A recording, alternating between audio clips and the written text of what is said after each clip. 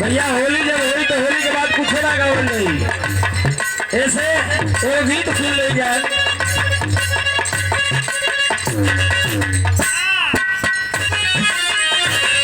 अरे पातर पातर झींगा मछलियां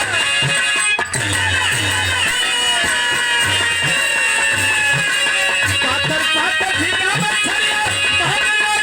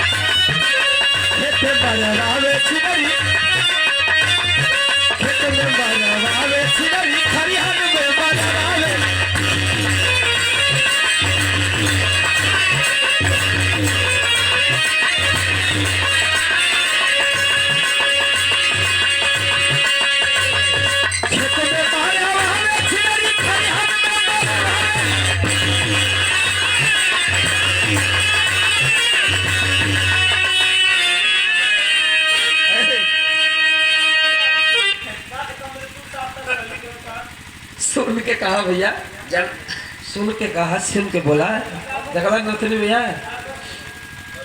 जब ना समझ में आओ तो मत बोलो करा।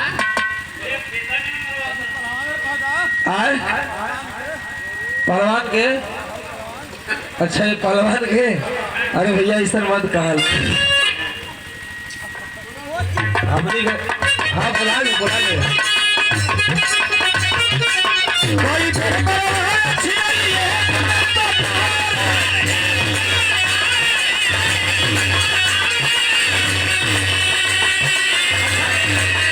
याद आ गए प्रेम लता जी हमरे याद आ गए ऑटोमेटिक के पता राम जन्म उस्ताद के जब नाचे ना आवेला ना तो उस्ताद नाचे लगे। अरे कई बेरे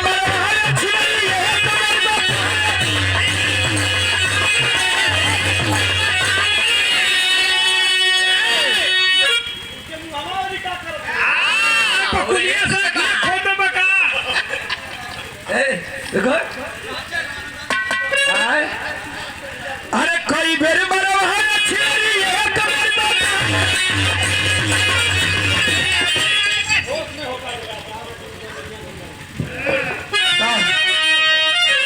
नचौते उधर नाचब नहीं।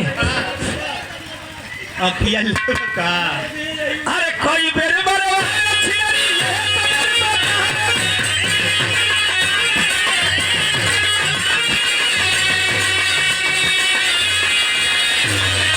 बाबा क्रिया भैया क्रिया क्रिया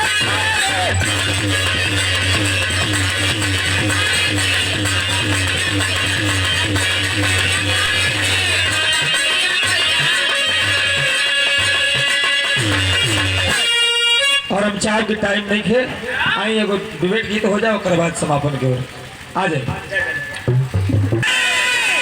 आज उनके आधार पर बोले का अधिकार मिलल था, आज उनकर देन बा के बाबा साहब बेटवा सब कोई कोई कोई कहो हम कोई का बेटा ही यहाँ एक एक लोग बैठल है जे सबकर बेटा है, लेकिन एगो बेटा जब बेटवा के भाई जन्मैलस वो कैसन बेटा कहना है मास्टर साहब।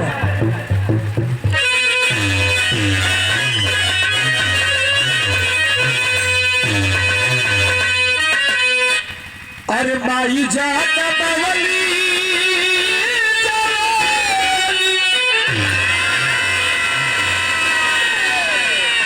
अरे माई जान बवली अरे हीरा से हीरवा हीरवा सब कर न हो बेटवा सब कर न होई है दुलार बेटवा सब कर न होई है।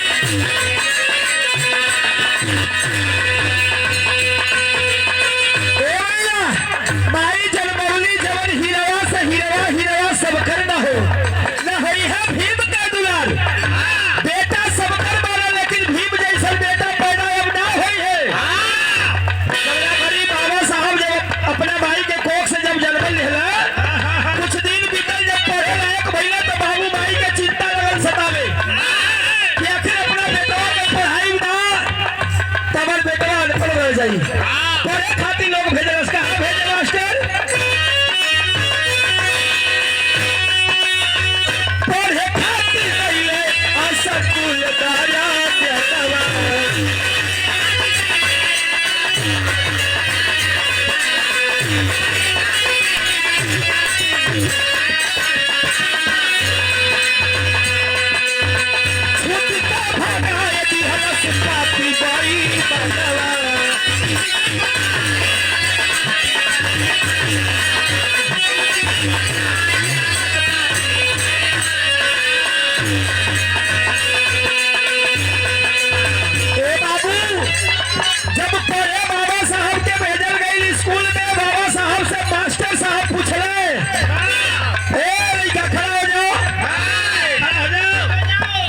दारा साहब खड़ा हो गिलन पुरान तुरान कपड़ा पहले बाबा नहीं करा खड़ा होके कलन साहब बोली कलन तुम्हारा नाम क्या है? कलन की भीम राम। तुम चमार के लड़का हो? कल हाँ सरकार हम चमार का लड़का है। स्कूल के बाहर जाओ, तुम्हें पढ़ने की अधिकार नहीं है। बाबा साहब के स्कूल के बाहर निकाल दबल गई, लेकिन बाबा साहब कहले का मास्टर साहब पढ़े खातिर कहले स्कूल दारा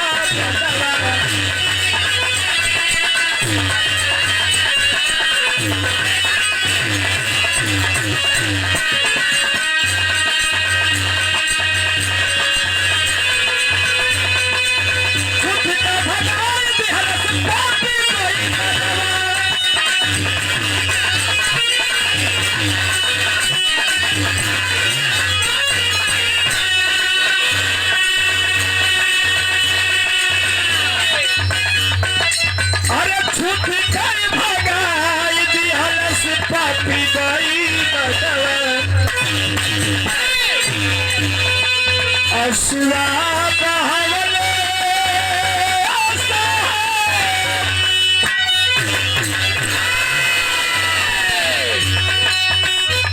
असुआ बहवले असकुल के बहरवा हिरवा सब कर न हो बेटवा सब कर न होई है भीम के दुलार। बाबा साहब के चमार खलैका जान के स्कूल के बहरे मास्टर साहब भगा दिलन। मास्टर साहब जब भगौले बाबा साहब यहाँ के बहरे बैठ के दिल में एगो पीड़ा लेके लगले झंके कि आखिर हमरे समाज के लोग इतना हीन दृष्टि से काहे देखा था।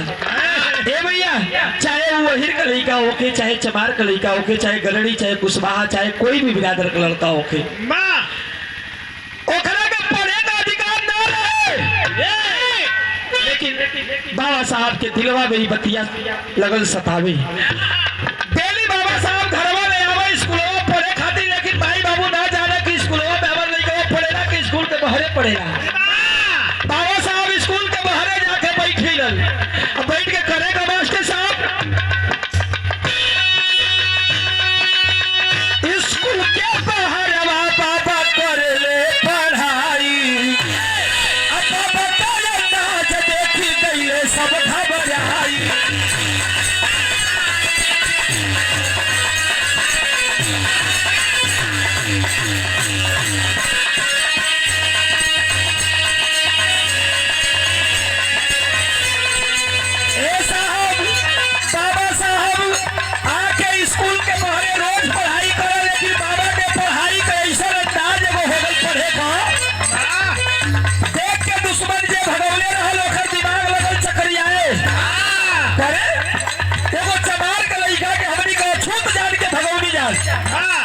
लेकिन आज पढ़े में इतना तेज स्कूल क्या बहरवा बाबा करे ले पढ़ाई। अरे बाबा का अंदाज देखी गईले लोग घबराई।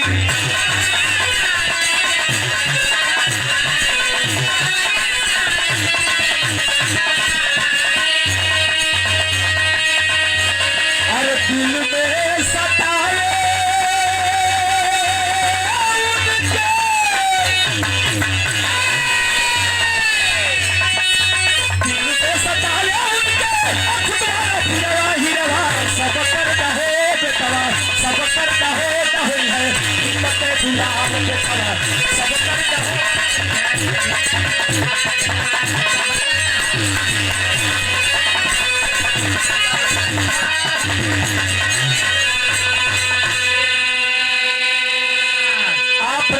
विनोद भैया की ओर से मिशन के आप नाम पर इन्होंने कहा कि नहीं एक मिशन गीत होना चाहिए।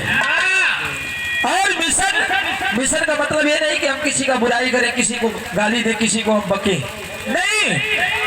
मिशन हमारा वही है जो मुझे पढ़ने का अधिकार दिया, जो मुझे चलने का अधिकार दिया, जिसके द्वारा आज मैं यहाँ खड़ा होकर बोल रहा हूँ। बल्कि ये किसी और का देन नहीं है। अगर मेरे पॉकेट में पेन है तो ये बाबा साहब का देन है। अगर मेरे गले में टाई है तो बाबा साहब की कमाई है। ए भैया, बाबा साहब स्कूल के बहरे जाके पढ़े लगल। ई बतिया विनोद भैया के दिलवा में चुभ गई। 50 रुपया निकाल के दे दिला। भैया के चरण में जय भीम नमो बुद्धाय। आप लोगों को जय भीम नमो बुद्धाय। परमाणीय बड़के भैया बिहारी राम मणिचा के धरती से 50 रुपया। चलो में जय भीम नमो बुद्धाय। आप लोगों को जय भीम नमो बुद्धाय।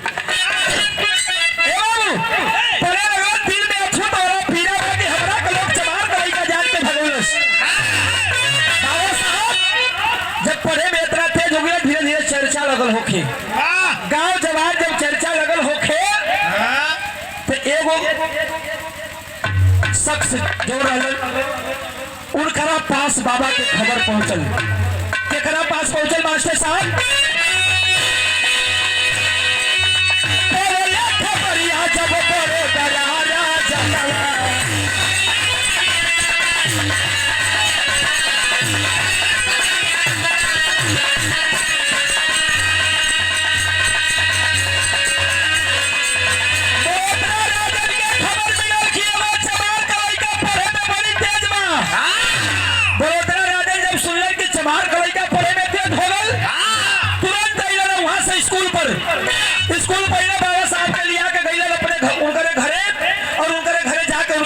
से कहला कि आपके बेटवा के हमनी के कहीं पर भेजल चाहता नहीं बेटा है अरे बोले खबरिया जब बोलो दरारा जनवा अब बोले खाती भेजले उड़ के लंदन तारा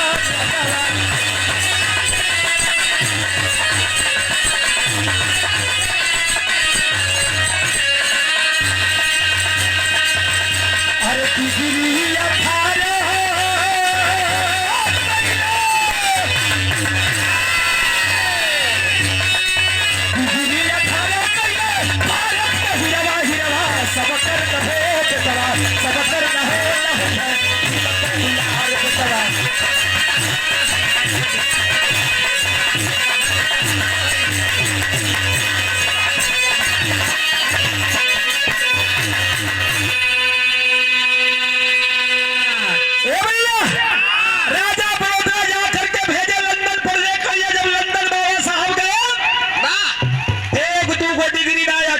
डिग्री प्राप्त कर ले और 18 डिग्री जब प्राप्त कर 18 डिग्री प्राप्त कर पूरे हिंदुस्तान में बल्कि पूरे देशों विदेशों में तहलका मच गल कि बाप रे बाप ही कैसे शख्स बाबा साहब आकर के लंदन से आए पूना पेट में आकर के पूना में सभा जुटा हुआ था। वहां सभा में खड़ा होके भाषण देते रहे कुछ बोलत रहे तब तक घरवा से एगो रमाबाई के चल गल लेटरवा में लिखल का रहे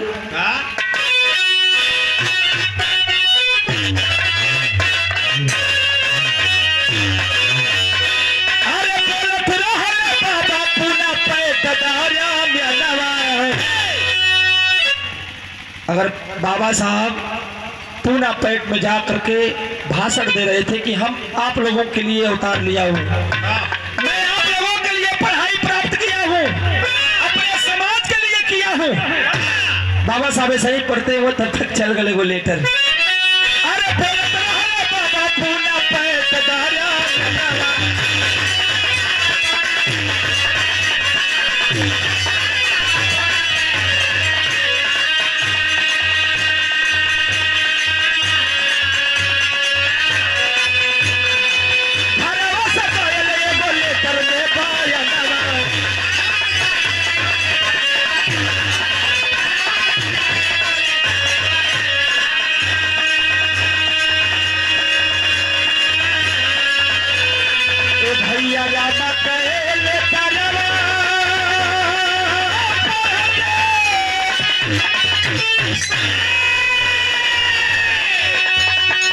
रामकल परवा पड़ते अरे गिरे लागल नीरवा हीरवा सब कर न हो बेटा सब कर न होई है भीम के दुलार।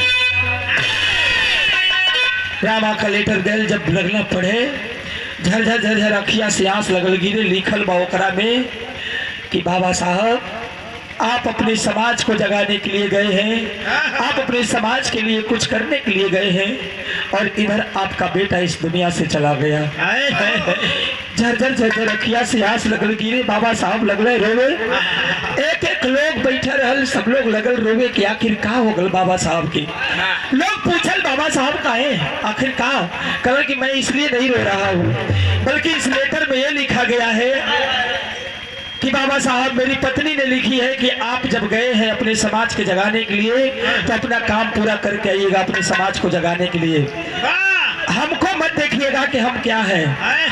इसमें मेरी मम्मी का लेटर लिखा हुआ है। मेरी मम्मी ने कही है कि बेटा अगर मैं तुम्हें जन्म दी हूँ तो तुम अगर जन्म लिया है तो पूरे भारत में अपना नाम रोशन करना, अपने मम्मी पापा का नाम रोशन करना। इसमें मेरे बेटा ने लिखा है कि पापा अगर आप गए हैं तो आप अपने लिए नहीं बल्कि अपने समाज के लिए कुछ करके आइएगा। भैया इतना बतिया समझा के बाबा साहब आंख से आंसू पोंछ रहे। लेकिन वहां से जब अले बाबा साहब होट कहा मास्टर साहब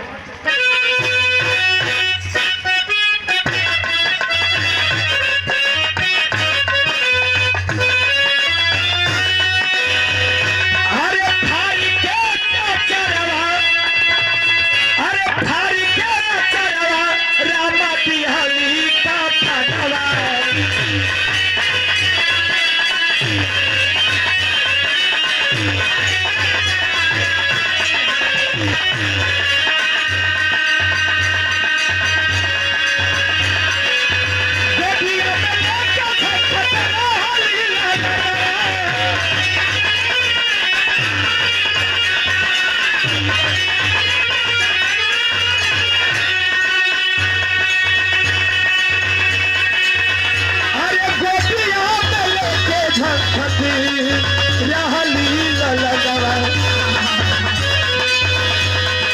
गोटिया उठावले साहब, गोटिया उठावले साहब, हिरवा हिरवा हिरवा सब करना है बेटवा, सब करना है नहीं है दुलार बेटवा।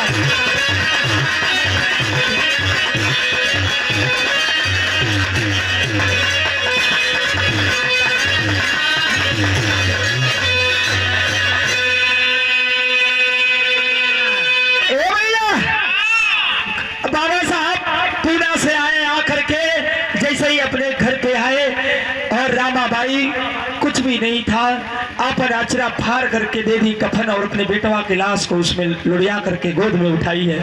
बाबा साहब आए और आकर के अपने बेटवा की लाश अपनी गोदी से लिपटा ली है। यही सब गौले रही है वो गीत, जरा गीत के बोल रहल, अरे अपना ही चटबा भैया, अरे अपने समैया के, अगर अब ना चेतल जाई तो हमनी के साथ में का होई, अब ई खुद रहुआ सब जाना तनी। अब इतिहास का दुइये को पन्ना नजर आवल गई है, फाड़ दले हुए। अरे आप देख लो ये महंगाई चरम सीमा पर बा, गरीब के लोग कलश की गरीबी मिटा देंगे, अब गरीब मर जाए तो गरीबी मिटिए जाए। हम ज्यादा कुछ ना बोलल चाहत रही है कि का मिशन के तरफ जाए जाओ, ऐसे ही गीत के बोले रही कि अरे अपना ही चटबा भैया,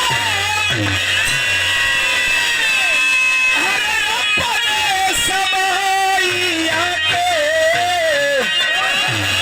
अरे दुश्मन मिटाई दी है, अरे हो दुश्मन मिटाई दी है, साहब के लड़ाई आके।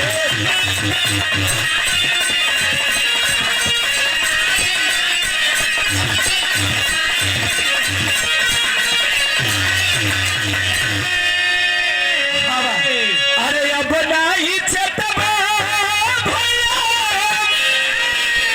अरे अपने समैया के, अरे दुश्मन मिटाई दी है, साहब के लड़ाई आके, दुश्मन में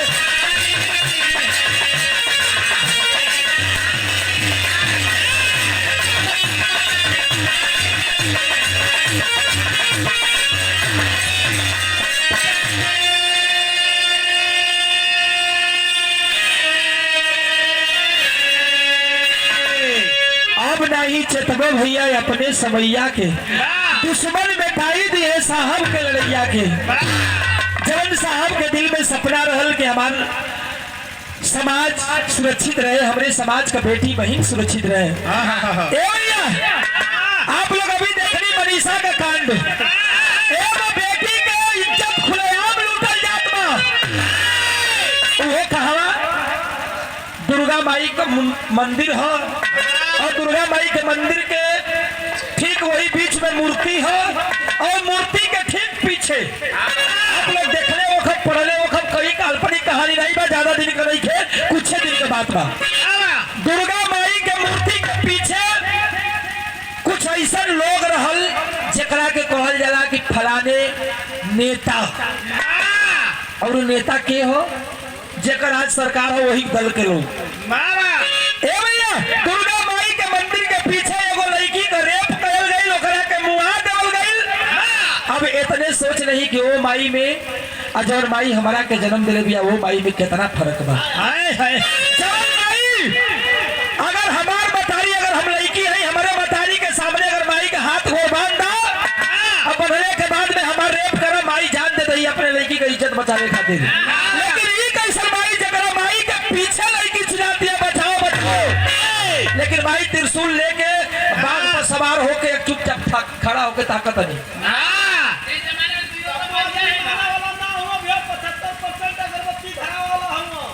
ऐसे हम अपने समाज से कहब कि काली माई के चौरा पर अगर लड़का मुत दही तो भर दही फोड़ा पर जाई माई आंख फोड़ दही, लेकिन न जाने अपने माई के जंघा पर कई बार हगले होखब, कई बार मुतले होखब। का माई एको बेरी हमरा कुछ कहलस? बड़ भइला के बाद लड़का मरते हुआ माई के गरियौते हुआ माई के सुबेरे गाड़ी दे के माई के मार के चल गई ना, साजी कही तो माई कही कि बचवा तोहर मुहवा सुखा ल खैला है कुछ दिन भर पानी नहीं। ये माई में वो माई में फर्क इतना ही है, आप लोग सोचब। अरे अपना ही चेतबा भैया, अरे अपना समैया के, अरे हर दुश्मन मिटाई दी है हमारे भीम के लड़ाइया के, दुश्मन मिटाई दी है।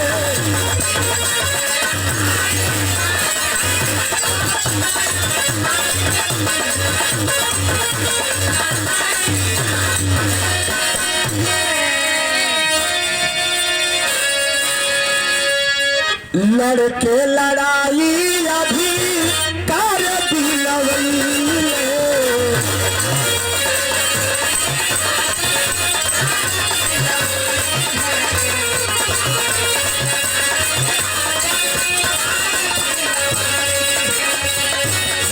छूत भेद भाव जड़ से मिटाइले, जड़ से मिटाइले।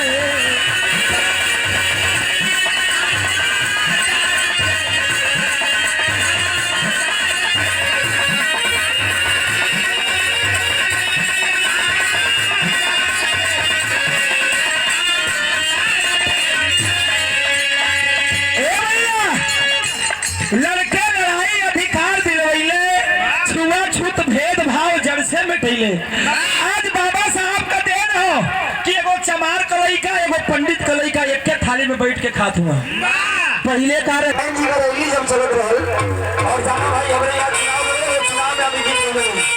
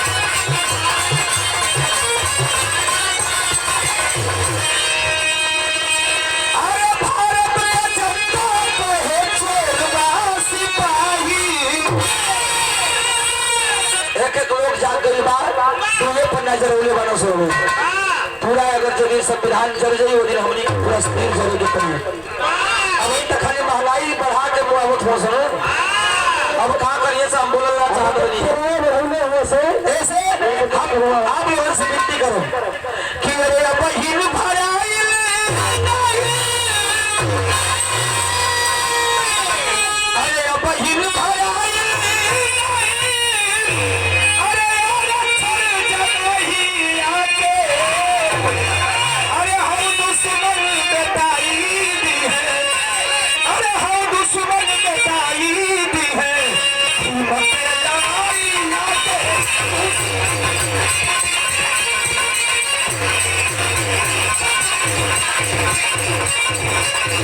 Thank you.